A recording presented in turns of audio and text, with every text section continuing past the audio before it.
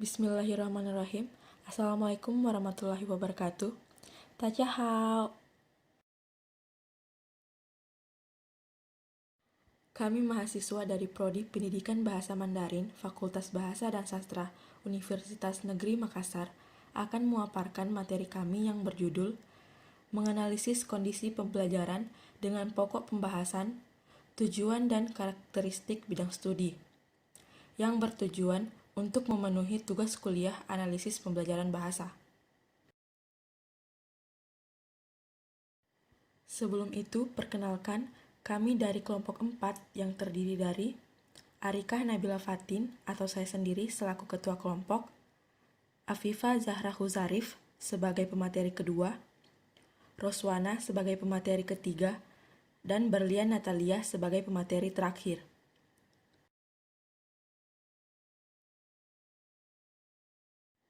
Latar belakang. Pendidikan dapat dipandang sebagai suatu proses pemberdayaan dan pembudayaan individu agar mampu memenuhi kebutuhan perkembangan dan memenuhi tuntutan sosial, kultural, serta religius dalam lingkungan kehidupannya. Pengertian pendidikan seperti ini mengimplikasikan bahwa upaya apapun yang dilakukan dalam konteks pendidikan sebagaimana terfokus pada upaya memfasilitasi proses perkembangan individu sesuai dengan nilai agama dan kehidupan yang dianut.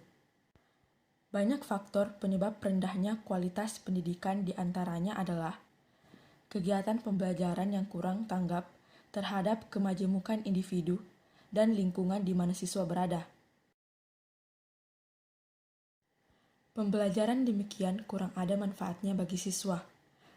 Agar pembelajaran bermakna, perlu dirancang dan dikembangkan berdasarkan pada kondisi siswa sebagai subjek belajar dan komunitas budaya di mana siswa berada. Sehingga diperlukan suatu formula atau rumusan langkah-langkah perencanaan pembelajaran. Langkah-langkah tersebut salah satunya adalah menganalisis tujuan dan karakteristik bidang studi itu sendiri. Yang pertama, analisis tujuan dan karakteristik bidang studi.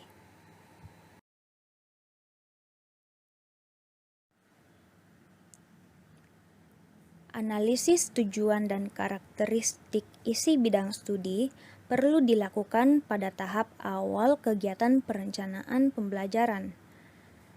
Tujuan pembelajaran atau kapabilitas belajar apa yang diharapkan dikuasai oleh peserta didik itu sendiri. Tujuan dan karakteristik bidang studi atau tujuan pembelajaran adalah pernyataan tentang hasil pembelajaran apa yang diharapkan dicapai peserta didik. Menurut Gagne, pada tahun 1975 mengelompokkan tujuan pembelajaran atau kapabilitas belajar ke dalam 5 kelompok, yaitu informasi verbal, keterampilan intelektual, strategi kognitif, sikap, dan psikomotorik. Sedangkan menurut Bloom, pada tahun 1979 mengelompokkan tujuan pembelajaran ke dalam 3 domain, yaitu kognitif, afektif, dan psikomotorik. Analisis karakteristik isi bidang studi dilakukan untuk mengetahui tipe isi bidang studi apa yang akan dipelajari mahasiswa, apakah berupa fakta, konsep, prosedur, ataukah prinsip.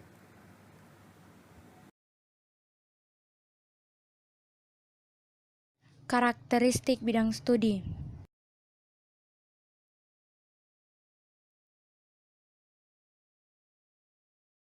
Pengertian karakteristik bidang studi. Pengertian bidang studi menurut Kamus Besar Bahasa Indonesia, bidang studi adalah pengelompokan sejumlah mata pelajaran yang sejenis atau memiliki ciri yang sama, atau pelajaran yang telah berkorelasi satu dengan yang lain, sehingga karakteristik bidang studi itu sendiri adalah aspek-aspek suatu bidang studi yang dapat memberikan landasan yang berguna sekali dalam mendeskripsikan strategi pembelajaran.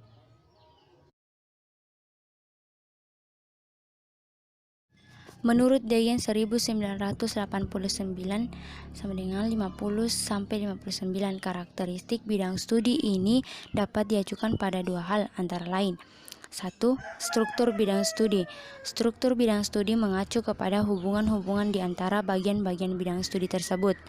Struktur ini penting sekali bagi pemilihan dan pengembangan strategi pengorganisasian pembelajaran yang optimal, yaitu yang berkaitan dengan pemilihan, penataan urutan, pembuatan rangkuman, dan sintetis bagian-bagian bidang studi yang terkait. Struktur bidang studi dapat diklasifikasikan menjadi tiga, yaitu 1. Struktur orientasi. Struktur orientasi adalah suatu struktur yang amat inklusif, yang di dalamnya tercakup semua atau sebagian besar dari isi bidang studi yang akan diajarkan. Fungsinya adalah memperkenalkan semua bagian bidang studi yang penting, yang nantinya dapat dijadikan kerangka untuk mengaitkan bagian-bagian isi yang lebih rinci.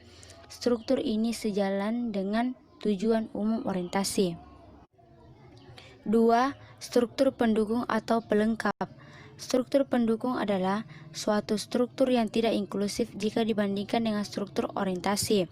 Struktur ini dapat berisi fakta, konsep, prosedur, atau prinsip yang dimasukkan dalam struktur orientasi. Ketiga, struktur ganda. Struktur ganda adalah suatu struktur yang menunjukkan kaitan di antara struktur-struktur suatu bidang studi. Struktur ini akan melibatkan struktur orientasi dan struktur pendukung. Oleh karena itu, struktur ini akan memasukkan hampir semua isi bidang studi yang penting, mulai dari fakta, konsep, prosedur, sampai prinsip.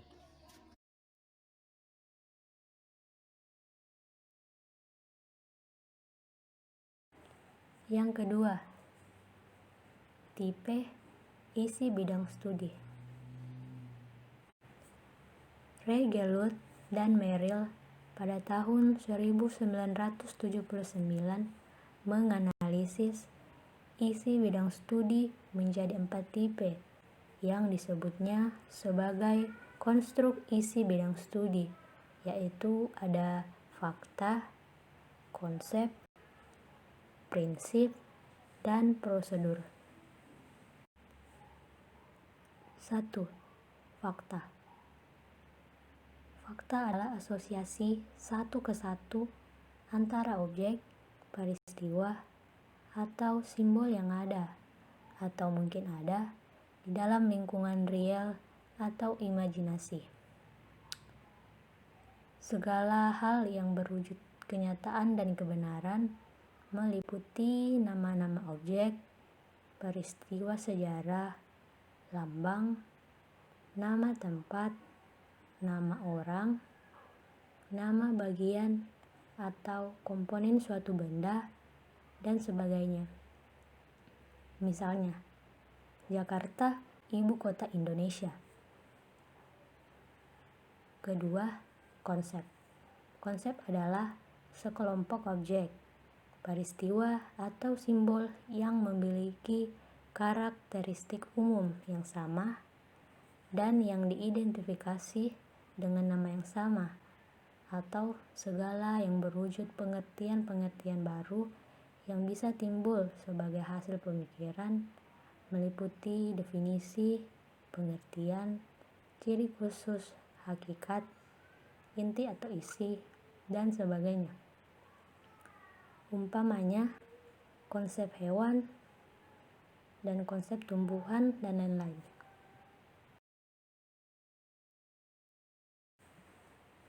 Yang ketiga, prinsip. Prinsip adalah hubungan sebab akibat antara konsep-konsep. Umpamanya, prinsip penawaran dan permintaan dalam ekonomi, atau berupa hal-hal utama, pokok, dan memiliki posisi terpenting meliputi dalil, rumus, adagium, postulat, paradigma, teorema, serta hubungan antar konsep yang menggambarkan implikasi sebab akibat. Yang keempat, prosedur. Prosedur adalah urutan langkah untuk mencapai suatu tujuan, memecahkan masalah tertentu, atau membuat sesuatu. Misalnya, prosedur penelitian merupakan langkah-langkah sistematis atau berurutan dalam mengerjakan suatu aktivitas dan kronologi suatu sistem. Demikian pemaparan dari kelompok kami mengenai materi, tujuan, dan karakteristik bidang studi. Kurang dan lebihnya mohon dimaafkan. Wassalamualaikum warahmatullahi wabarakatuh. 谢谢观赏，再见。